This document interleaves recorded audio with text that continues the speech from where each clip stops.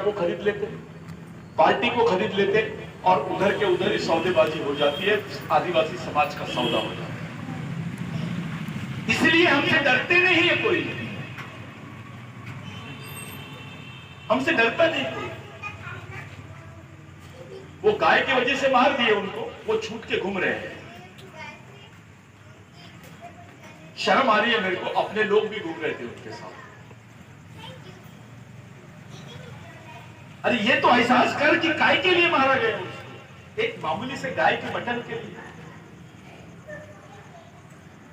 और इतना प्यार है गाय से। गाय हमारी मां है, वह तो भैंस बड़ी मां है ना, उसको क्यों नहीं मां बोलते तुम? दूध तो उसका भी पीते हैं।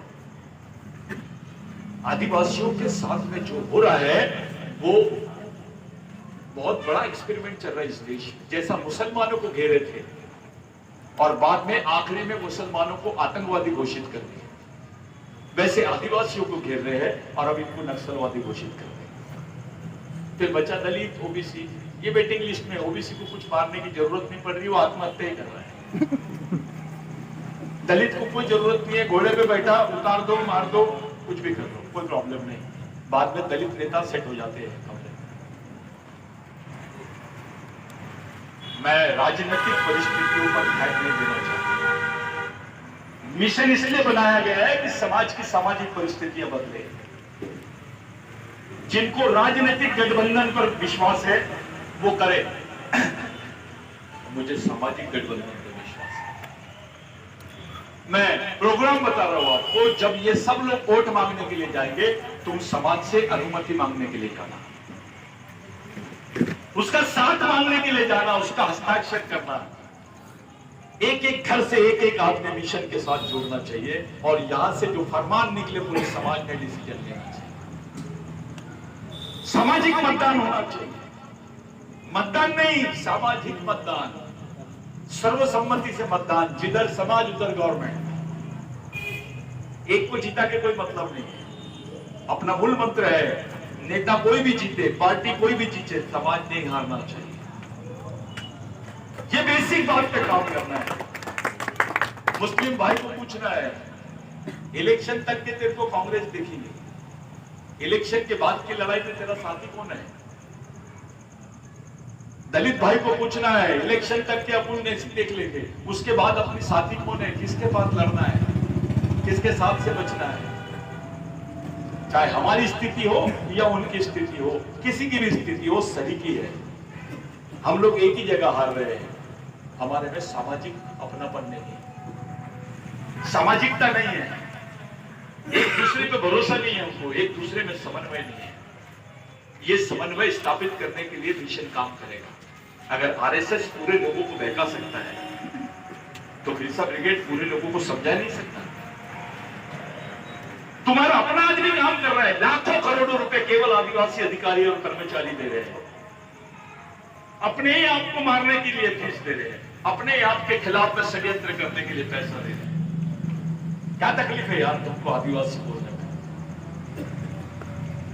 वो 6वीं अनुसूची के प्रावधानों को खत्म करना चाहते हैं, वहां से आदिवासियों को हटाना चाहते हैं और उसको आदिवासी मुक्त प्रदेश बनाना चाहते हैं। ये षड्यंत्र यहां पर चालू है। आपको मालूम है, अभी तक के मध्य प्रदेश से करीब 10 लाख आदिवासी विस्थापित हो चुके हैं पिछले 15 साल में।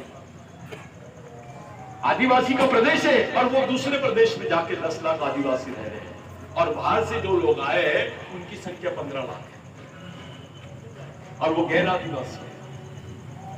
उनके प्लॉट है, उनकी जमीन है, उनकी खेती है, जिसकी खेती थी वो भीख मांग रहा है, मजदूरी करने गए हैं दूसरे प्रदेश में। इस पर कोई नेता बात नहीं करता, इस पर कोई पार्टी बात नहीं करती है। अब गया क्यों? जिसके पास 5 एकड़ जमीन है वो मजदूरी करने, गड्ढा खोदने क्यों गया? क्योंकि उसकी जमीन के पास से जो पानी जा रहा था उसको पावर प्लांट के लिए डाइवर्ट कर दिया। उसकी जमीन के पास जो नहर जा रही थी उसको दूसरी जगह डाइवर्ट कर दिया। उसकी जमीन छीन लिए, उसको वहां से भगाए। 10 एकड़ जमीन का मालिक मजदूरी करता है, गड्ढे खोदता है, 4 महीने के बच्चे को पीठ पे बांध के आदिवासी महिला गड्ढे खोदती है, तब हमारे नेताओं को शर्म नहीं आती क्या? भूखा रहता है सुबह से शाम तक और गड्ढा खोदता है, शाम में रोटी मिलती है तो वो बाबा के पास जाता है। कौन सा बाबा है नया आज मार्केट में बहुत चल रहा है, बागेश्वर महाराज। वो उसको बोलो कि भैया सुबह भूखे पेट उठ और दिन भर मेहनत करो, शाम की रोटी कमा के बता, तू तेरे को मानेगा। भूख किसको बोलते हैं और मेहनत किसको बोलते हैं? ये आदिवासी से पूछो, दलितों से पूछो, बहुजनों से पूछो। आप उस समाज के आदर्शों को मानो। ये कौन से आदर्शों की तरफ जा रहे हैं?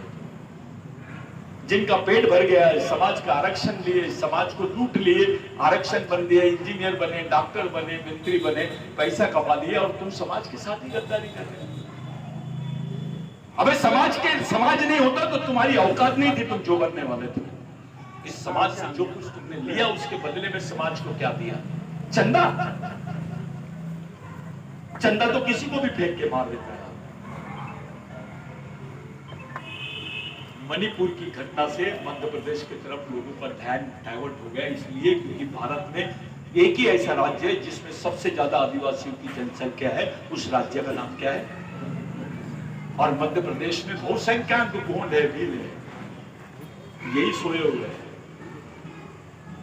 अब तो भील को भी आदिवासी नहीं बोल रहे लोग। संयुक्त राष्ट्र कौन को लेना देना नहीं है, उसके दिमाग में डाल दिया गया तू कौन बोल अपने आप को कौन बोल। अगर बोल रहे ना वो तो है ही, लेकिन इस देश पे अपनी मालिकियत कौन से बात से रखेगा?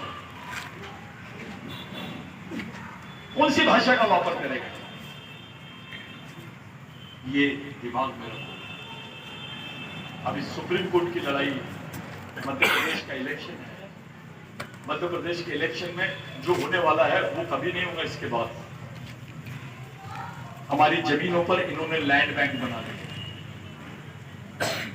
दुनिया में आपने सुने होंगे पैसों का बैंक, लेकिन ये पहला एक्सपेरिमेंट है जमीनों का बैंक।